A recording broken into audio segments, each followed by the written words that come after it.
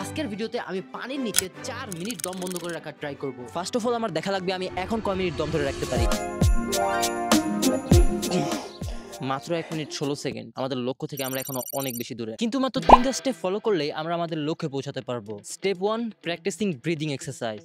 সত্যি বলতে এটা একটা এক্সট্রা স্কিল যেখানে আপনারা প্র্যাকটিসের মাধ্যমে ইমপ্রুভ করতে পারবেন। আপনি যখন অনেক বেশি নিঃশ্বাস নেবেন তখন অলরেডি আপনার রক্তে এক্সট্রা অক্সিজেন থাকবে, যেটা আপনাকে সাহায্য করবে পরবর্তীতে বেশি সময় ধরে শ্বাস বন্ধ করে রাখার জন্য। আমি একটা অ্যাপ পাইছি যেটা এক্স্যাক্টলি এই সেম কাজটা করে। ওকে, তো লাস্ট 24 ঘন্টা ধরে আমি ধুমায় প্র্যাকটিস করছি আর off camera we got some crazy result. এখন দেখা যাক আমরা অন ক্যামেরা তো সেই সেম কাজটা করতে পারি কিনা। তার আগে আমি আরো কিছুক্ষণ প্র্যাকটিস করে নিই যাতে শেষ মুহূর্তে আমরা আমাদের বেস্টটা দিতে পারি। ওকে, তো আমি সাকসেসফুলি আমার ট্রেনিংটাকে কমপ্লিট করছি। ট্রেনিংটা করার সময় আমি খুব গুরুত্বপূর্ণ কয়েকটা জিনিস বুঝতে পারছি। প্রথমত, দম ধরে রাখার সময় আপনার বডিকে একেবারে রিল্যাক্স পজিশনে রাখতে হবে। দ্বিতীয়ত, প্যানিক করা যাবে না। এন্ড থার্ড, একেবারে ফুসফুস ভর্তি করে শ্বাস নেওয়া যাবে না। তো চলেন দেখি আমরা আগের রেকর্ডটা ভাঙতে পারি কিনা। Time to beat 1 minute 16 second. তো আমি যতটা সম্ভব অক্সিজেন বডিতে জমা করে একটা লম্বা নিঃশ্বাস নেই। আর এখন লড়াইটা আমার ব্রেন ও আমার বডির মধ্যে। প্রথম দিকে খুব শান্তি লাগছিল। এটাই ছিল মোক্ষম সুযোগ আমার ব্রেনকে ক্লিয়ার করে বডিকে ফুললি রিল্যাক্স করার। কিন্তু 1.5 মিনিট পরই খেলা ঘুরে যেতে শুরু করে। দম ধরে রাখতে আমার খুবই কষ্ট হচ্ছিল। আমার বডিতে লিটারালি একটু অক্সিজেন বাকি ছিল না। আমার কোনো ধারণাই ছিল না যে কতটুকু সময় পার হয়েছে। ভয় আমার জন্য অনেক বড় বাধা হয়ে দাঁড়াচ্ছিল। আমি এটাকে পানির নিচে কিভাবে করব যদি আমি এটাকে মাটিতেই না করতে পারি।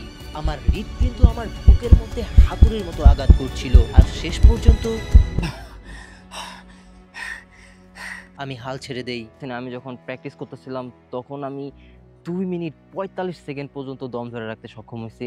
এখন আমি আমার পার্সোনাল বেস্ট টাইমটাকে 2 মিনিট 10 সেকেন্ডের বেশি করতে পারতেছি না। I don't know Y. I think এখন আমাদের সেকেন্ড স্টেপে যাওয়ার সময় হয়েছে। Let's activate the dive reflex. আমি যখন প্র্যাকটিস করি তখন আমার বডি অনেক বেশি রিল্যাক্স পজিশনে থাকে, বাট আমি যখন অন ক্যামেরা আমার লাস্ট রেকর্ডটা ভাঙতে যাই তখন আমার হার্টবিট অনেক বেশি বেড়ে যায়। লাইক আমার বুকের ভিতরে কেউ হাতুড়ি দিয়ে বাইরাচ্ছে। আমি কোনো এক্সপার্ট না, বাট আমি এতটুকু শিওর হয়ে বলতে পারি this is not good for our challenge. কারণ আপনার হার্ট যত বেশি তাড়াতাড়ি ব্লাড পাম্প করবে তত তাড়াতাড়ি আপনার শরীরের অক্সিজেন শেষ হয়ে যাবে এন্ড শেষ পর্যন্ত আপনি বেশিক্ষণ দম ধরে রাখতে পারবেন না। লাকিলি ডাইভ রিফ্লেক্স এই সেম সমস্যাটার সমাধান করবে। ডাইভ রিফ্লেক্স অ্যাক্টিভেট হয় যখন আমাদের মুখমণ্ডল পানির নিচে যায়। এই সময় আমাদের বডি একটা সার্ভাইভাল মোডে চলে যায়। সো অটোমেটিক্যালি হার্ট রেট ধীর হয়ে যায়, অক্সিজেন কনজাম্পশন কমে যায় আর শরীর রক্ত প্রবাহ কমিয়ে শুধুমাত্র ব্রেন ও ভাইটাল অর্গানেই রক্ত পাঠাতে থাকে। মজার ব্যাপার হচ্ছে অ্যাভাতার 2 এর মতো সিনেমার আন্ডার ওয়াটার শুটিং এ এই টেকনিকটাই ব্যবহার করা হয়েছে। তো যদি আমি এই ডাইভ রিফ্লেক্সটা অ্যাক্টিভেট করতে পারি তাহলে আমি 4 মিনিট পর্যন্ত শ্বাস বন্ধ করে রাখতে পারবো। তো আমি মুখটা পানিতে ভেজালাম। This time I have to get this.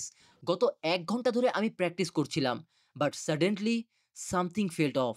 জানি না কেন মাত্র 1 মিনিট পার না হতেই আমার মনে হচ্ছিল আমি আর পারবো না।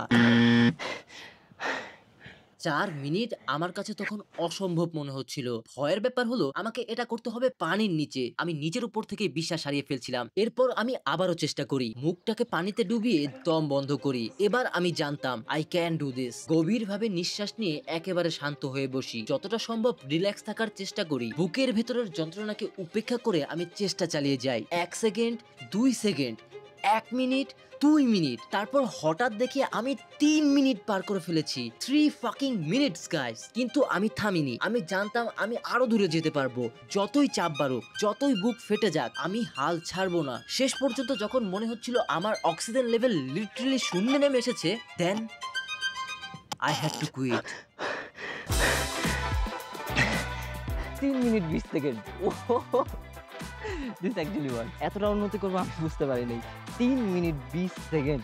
নর্মালি আমি শেষ মুহূর্তে সরাসরি দম ছেড়ে দিতাম, বাট এটা অ্যাক্টিভেট করার পর আমি আরো 1 মিনিট 10 সেকেন্ড এক্সট্রা দম ধরে রাখতে পারছি। জানি না আমি এটা কিভাবে সম্ভব হয়েছে। হাই গাইস, আজকে হচ্ছে ডে 25। 22 দিনের মতো আমি প্র্যাকটিস করতে পারি নাই। আমি ঢাকার বাইরে ছিলাম কিছু পার্সোনাল কাজে এন্ড খুব অসুস্থ, জ্বর, ঠান্ডা, কাশি, মাথা ব্যথা, যার কারণে ভিডিওটা আর কন্টিনিউ করতে পারতেছি না। একটু প্র্যাকটিস করলে, একটু হার্ড ওয়ার্ক করলে সম্ভবত আমাদের 4 মিনিট মার্কটা ব্রেক করতে পারতাম। যেহেতু ঠান্ডা লাগছে তার জন্য এখন আর পানির কাছে যাইতে পারতেছি না। That's the best I can get. 3 minute 22 second. কেউ কেউ ভাবতে পারে আমি এডিট করে 3 মিনিট 22 সেকেন্ড বানাইছি। That's totally normal. যার কারণে আমি হচ্ছে আমার ওই ক্লিপটার একেবারে র, আনফিল্টার্ড, আনএডিটেড ক্লিপটা আমি আপলোড করতেছি, যেটার লিঙ্ক হচ্ছে ডিসক্রিপশনে দেওয়া আছে। You guys can check it out. Hopefully খুব তাড়াতাড়ি সুস্থ হয়ে যাবো অ্যান্ড নেক্সট ভিডিওতে দেখাবো তোমাদের সাথে। Bye bye.